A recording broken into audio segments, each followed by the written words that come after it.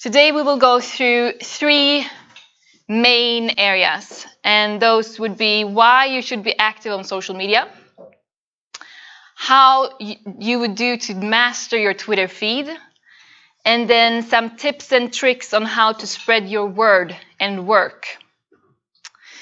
So, of course, this is a very good question. Why should you be active on social media? And of course, you will be spending some time here, and then you need to know that it's beneficial for you. And I will give you 5 top reasons on why you should be active. There's, of course, many more, but I have decided to stick to these 5. So the first one would be your audience and your partners and colleagues are there. So you need to listen, you need to learn, and when you listen and learn, you'll get insights from your audience. The second reason, of course, would be a similar one. Because people are there, you'll also be able to keep up with new developments and debates within your field. So make sure that you take this opportunity and really follow what's happening out there. The third reason is we've done user research for the website project that actually backs up this reason. We've done interviews and we really looked into the habits and preferences that they had with social media. And they said, most of the interviewees said that they are following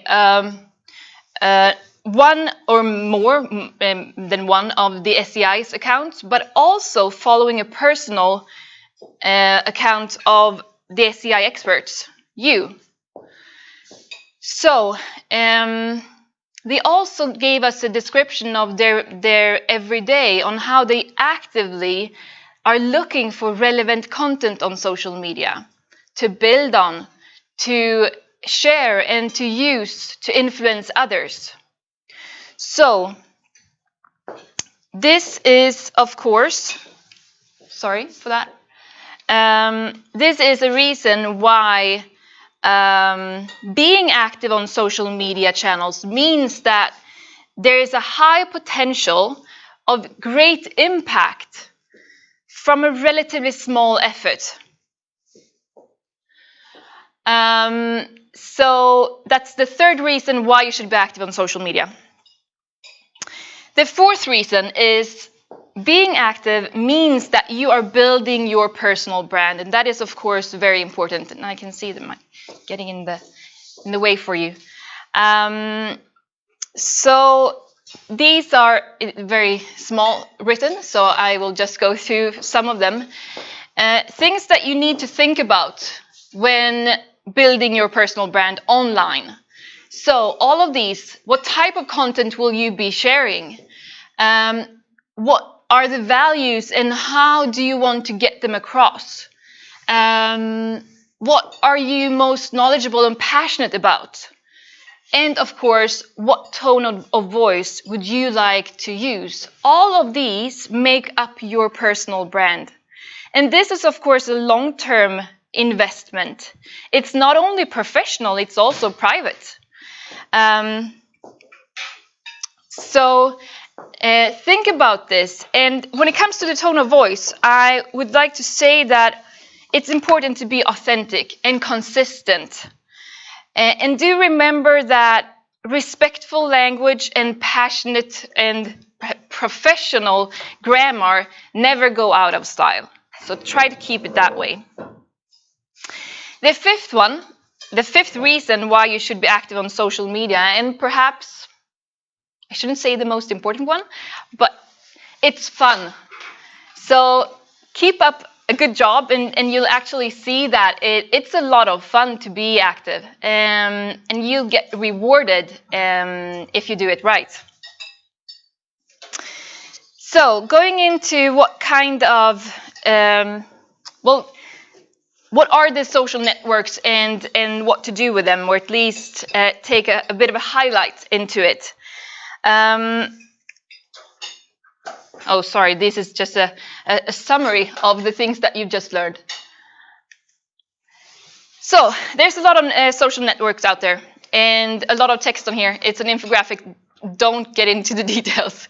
Of course, the most successful social networks have made their own niche in order to have a place on the market. And I'm not going to go into details more than to say that, you know, for example, Facebook is the largest social media channel, and it offers an easy way to really engage with the user. And Twitter, the microblog that lets users send updates with 140 characters. But I would like to describe the different ones with another slide.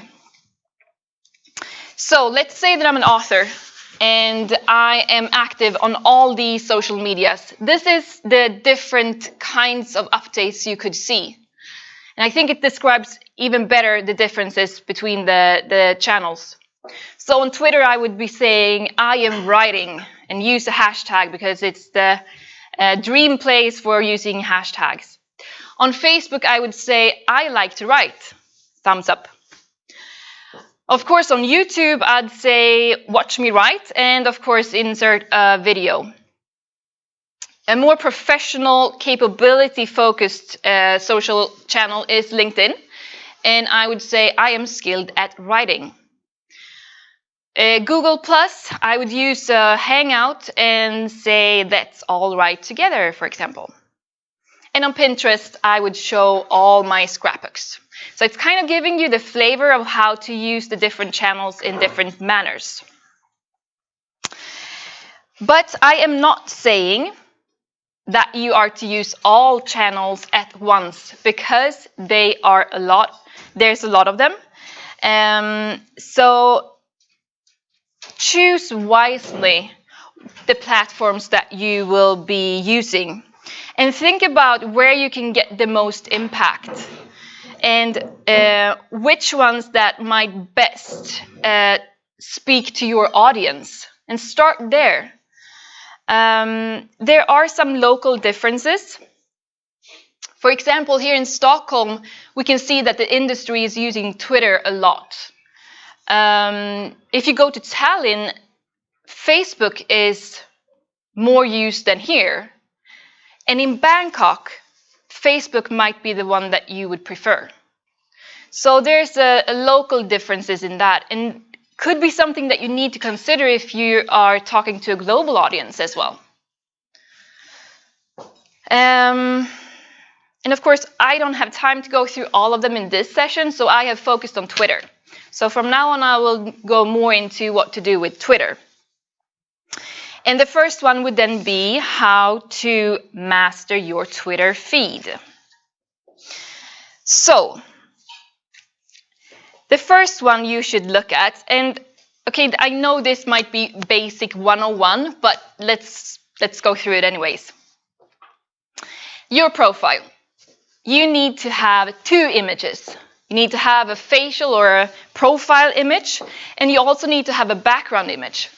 And it's a very good thing to use both. And one study published in Psychological Science reported that it took less than a second for a viewer to draw conclusions on a person based on the photo. So choose a good one. And also just consider that for your personal branding, it might be good to be consistent throughout the social platforms when it comes to your photos. It doesn't necessarily need that you have to have the same image, but at least be recognizable in all of them. And then going into your description. So if your photo would be the thing that makes the first impression, the description in your profile bio is what makes people inspired to dig deeper. So make sure, or at least a poorly written profile bio can stop a potential collaborator from reading more. On the other hand, a well-written profile bio can really help you get more opportunities. So think about that. Remember to mention SCI if you want to be representing your work. And of course, try to fit in SCI Research or the handle at SCI Research so you actually get a link if you want to. And don't forget the link to the website. Yes?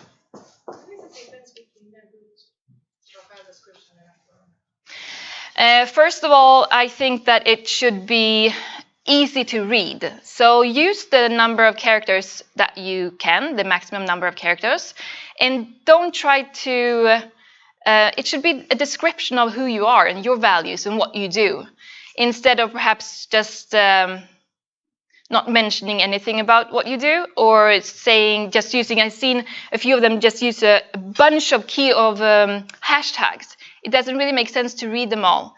So make sure that it's nice to read. Yeah? Yeah? Mine only says research associated at the end.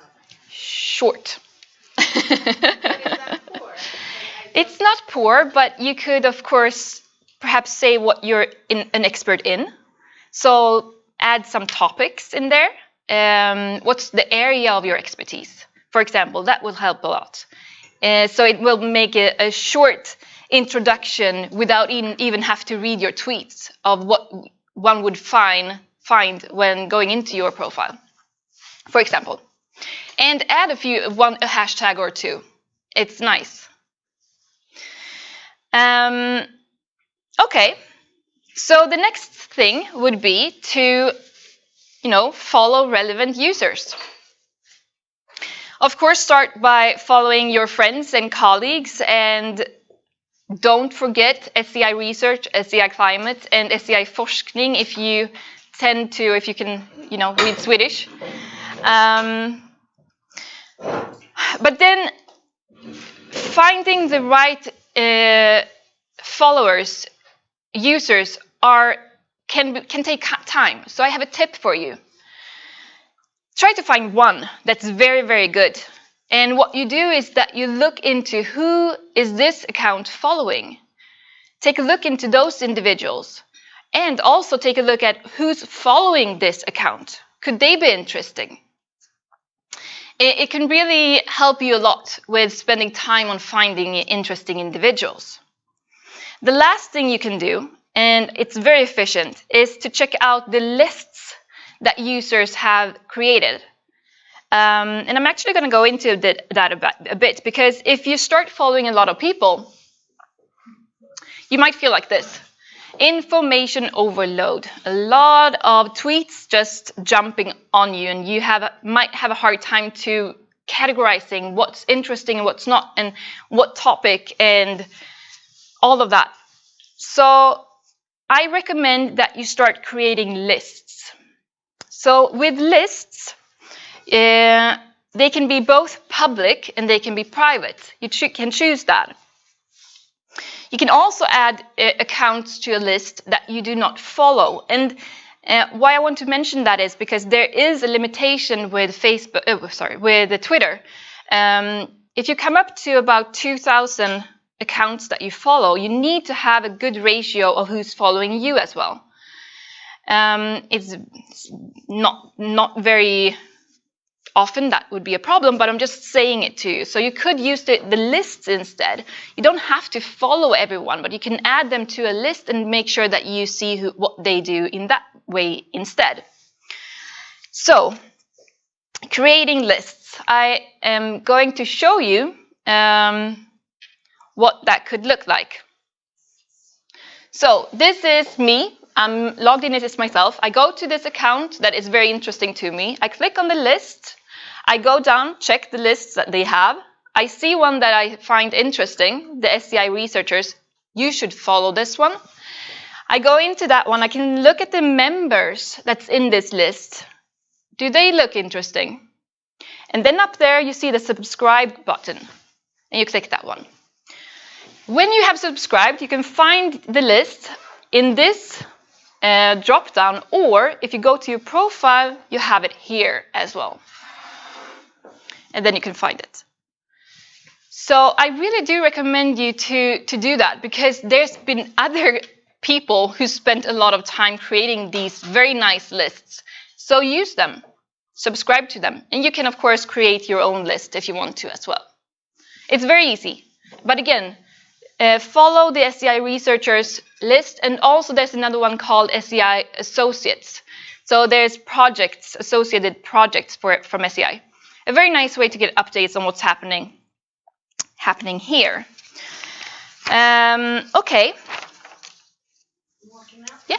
So that should that mean then I should, if I have follow the list of all SCI researchers, then I don't need to follow the individual SCI colleagues? Yeah, true. That's that. But I would recommend the ones that you do know and the ones that you want to perhaps give a little bit more credit to. You should follow, because it makes them get a notification that you're following them, and they might follow you back. So but then the list do both. help to sort out. It does still help, because you do, if you want to categorize within the topic, you can go into a list and get those colleagues that are only talking. I mean, now this one is all colleagues, of course. But if you do create your own list on specific topics on fossil fuels, then you can choose who to add to that topic, to that list, which will very much help you when going in to be more active. So it's a way to categorize the accounts. Ylva? Just a question, and can you pinpoint a specific message only to one list if you're tweeting, or? No, you cannot, unfortunately. When you got all these Twitters, are they then divided into these different lists, so I can just look at Twitters from one list? Yes, exactly. So when you have added accounts to a specific list, you click on that one and you can see their feeds in chronological order, which is very, very nice. This is what I work with. I mean, I'm in charge of the SCI research and SCI climate at the time, and I wouldn't manage that without the lists. It's my everyday tool. Okay, so I have, let's move on from the lists and go into steps to be very successful with social media. I would say, putting it very simple, that there's 3 steps. You, of course, start with the listening. So listening and learning, and that was what we started off with, one of the great benefits of actually getting insights. But by just listening, then you start to engage. And what I mean by engage in this one is that you start to retweet others. What others are saying, you start to tell people that this is what I like, and you click the heart button. That's the next step. The third step, and what will make you, of course, the most successful, is when you start to contribute yourself. And this is when you start to actually perhaps share your own work, share what you do, and really get into using the social networks to the full potential. And of course, to be very successful, you also need to know how to write good tweets, right? So a few tips and tricks on how to spread the word, your word, and your work. First of all, we can go into what it is that you can share and contribute. I think that is a good thing to think about, because at times it might be, what do I have? What can I do? So you can, of course, keep up with new developments and debates and share those with your followers. And do please add why you're sharing it. Say that this is an interesting take on this specific topic. Add something personal. Find your voice, even if you're retweeting. You can, of course, promote and discuss events and projects and publications that you're involved in or that your colleague is involved in. Use links here. Very, very important. You can, of course, live tweet from conferences and seminars. A very easy way to just say what you are taken in. And then engage with others and take part of discussion. This is where the conversation starts. And you know it's called social media for a reason. So be social. And then, of course, share good reads, including colleagues. It doesn't necessarily have to be colleagues. Could be, you know, big media hubs that have other interesting material. So, okay, but let's go into what does a good tweet look like and how to write a successful tweet in 5 steps. And I do not have the time. 26, okay. So these will be short and top steps on how to do this in a good and easy way. First of all, start by using call to actions. They are very, very efficient when it comes to spreading the word. We can see that in the analytics for SCI research and the other accounts that when we add a call to action such as read more or explore or learn or join, we get much more engagement.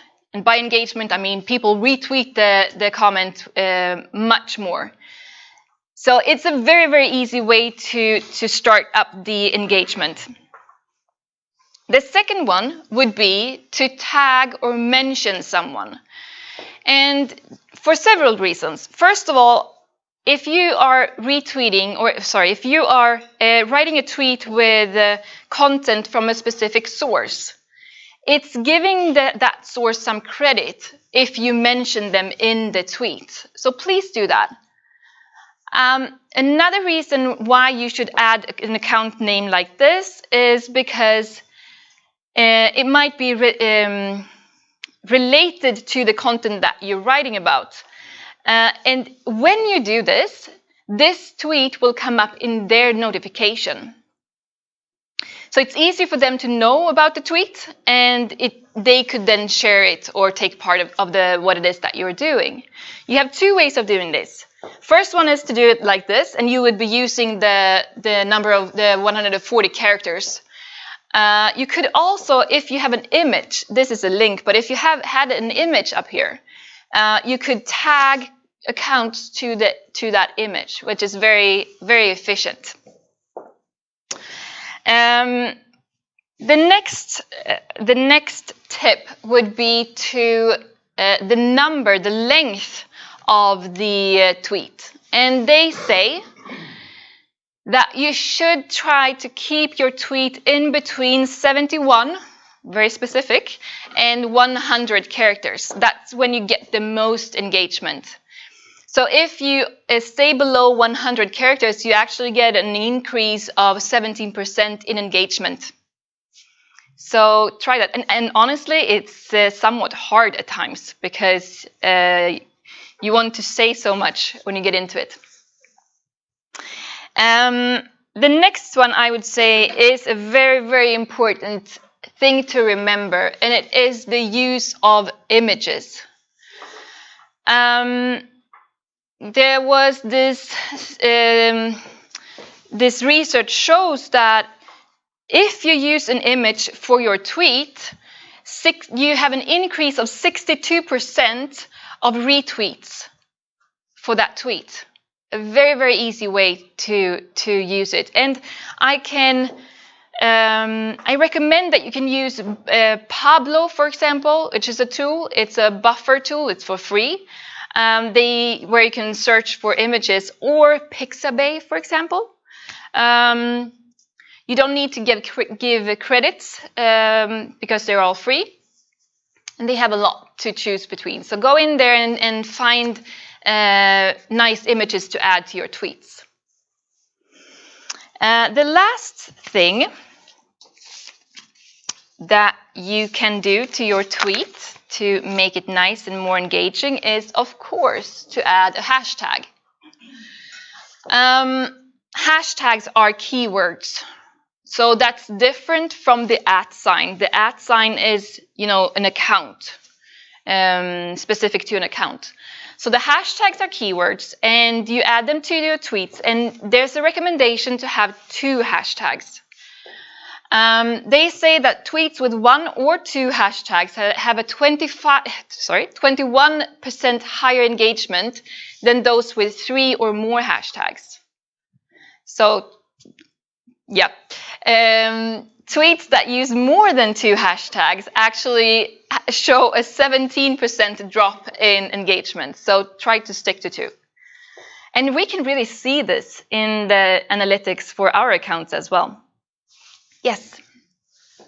Is there an easy way to find the correct hashtag? Yes. Well, yes. There are a million of them. Of course. You can go to a tool called Hashify.me. It's hashify.me website, where you can... I can write it in there. You can look up your hashtag and you get a ranking of how good that one is. You also get suggestions on other related hashtags to that one. So it's a very good one, and you can also see what hashtags are trending right now, and specific to an industry if there's a specific one. So it's a very, very good tool actually. And of course the hashtags help you, because if you have a topic, this is what you search for. If you have a topic you're interested in and you search for that in Twitter, you will get tweets with the hashtags on that topic. So that's also why you should be using it this way, that you can get more followers, new followers, if you use the right hashtags.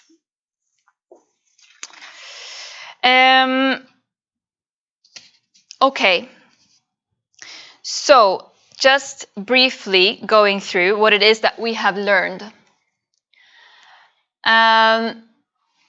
We have talked about the 5 top reasons why you should be active on social media.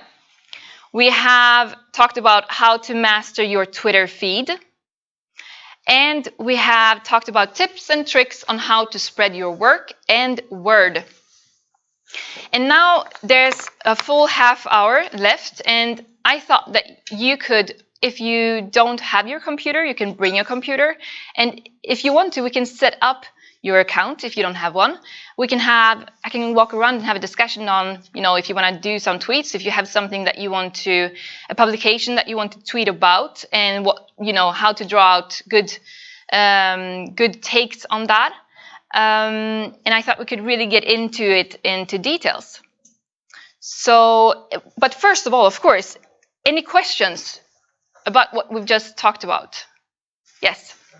So all of this. Oh, sorry, just a second, because we are. Thanks very much. So this talk has been very much related on our kind of professional face on social media. Yes. So how do you combine that with your personal space? Or do you have 2 separate accounts? Because I know, for example, Facebook, I post things about that are not really relevant to my sort of public image or work profile. So how do you resolve that? Do you separate them, or do you? Yeah. What do you do? Good question. I would say that you need to choose your own path. You can do it in many different ways. A lot of people do integrate both professional and private things in one account. I would not recommend having several accounts in one channel. Perhaps rather choose, if there's a channel you can use where you're more private. I can just talk for myself, but I have chosen to be a little bit more private in Facebook, because in there I need to accept those that are my friends. On Twitter, you can't. Anyone can follow you, which of course makes it, I think, a little bit more. I need to present myself in a more professional manner. But I have chosen to be sharing my work on Facebook as well. So I think you need to choose your own path, but I would not recommend having two accounts on the same channel. Can I just add something there? Yep. As a follower, it's very annoying if you follow somebody. I follow a minister, for instance, and she's not only very passionate about her work, also she's passionate about basketball, and I'm not. And when there is a match going on, apparently somewhere in the world, I get all this rubbish in the. I have actually stopped her. Now I have started following her again because she has apparently went to one of your courses. So definitely don't mix, because you lose a lot of attention when you do that. So stick to what you want to say in this channel and use Instagram or something else for that. But true, but it could also be a way to show your authenticity. Well, sorry. Once in a while, but not Exactly, once in a while, to show who you are and your values. It might be a good thing to actually get a little bit more private. But as you say, perhaps not then add 80% about basketball. So find the balance, truly, to do that. Ylva, did you have any other questions? No, but I think I agree with Moa there that to use one account for your private sort of matters, and it's the same in a way with emails. I mean, I have a private email address and I have a work email address, so it's not that complicated, to be honest. And also with LinkedIn, it's a professional network where you speak about your work. Yeah. And I see Twitter as a professional network and a social media channel, and Facebook more to keep in contact with friends. Yes. But then you can create your own account on Facebook if you want to have a specific topic or whatever, or for a company or organization. Another question. Yeah. What is your view on languages? Because I do tweet both in Swedish and English, and I'm not sure sometimes. Is this annoying for my followers? Yep. So my take is that there's pros and cons.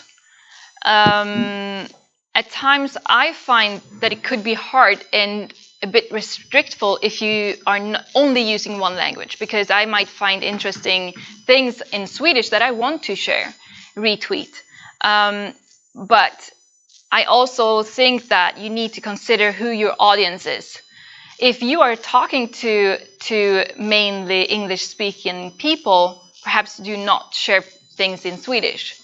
For example, I can just tell you what we've done with SCI research. We are not sharing other languages than English, because we feel that it's disrespectful towards those that do not understand another language. And I guess that you can kind of think the same way for yourself as well. On the other hand, I have chosen to do both Swedish and English on my personal account. And I take that disadvantage with it. So, yeah, pros and cons. More questions?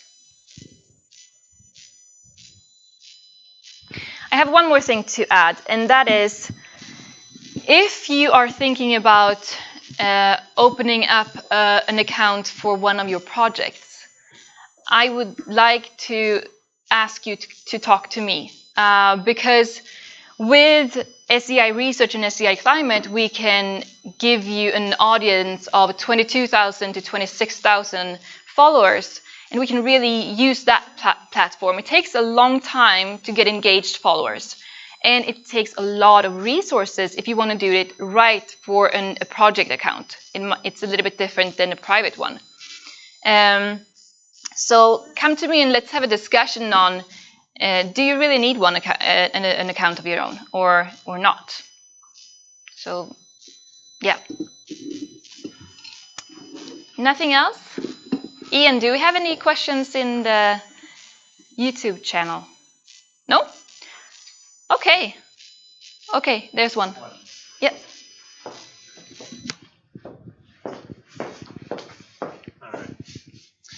Yes.